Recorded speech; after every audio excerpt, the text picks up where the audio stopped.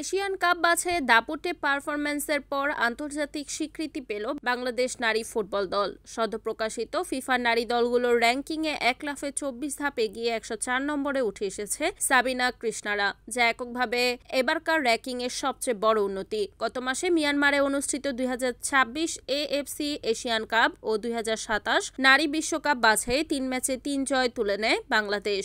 Bahrain, Turkmenistan ও স্বাগতিক মিয়ানমারকে হারিয়ে প্রথমবারের মতো মূল পর্বে জায়গা করে নেয় লাল সবুজের প্রতিনিধিরা। সেই অর্জনেরই পুরস্কার মিলল ফিফার আগস্ট র্যাঙ্কিংয়ে বাংলাদেশের রেটিং পয়েন্ট বেড়েছে ৮০.৫১, যা এই মাসের সর্বোচ্চ।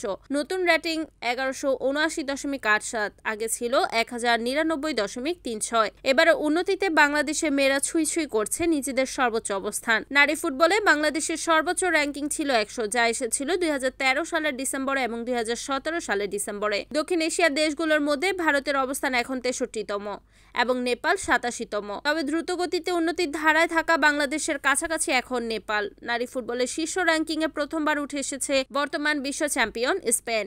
ইউরো ফাইনালে ইংল্যান্ডের কাছে হারলেও তারা পেছনে ফেলেছে যুক্তরাষ্ট্রকে।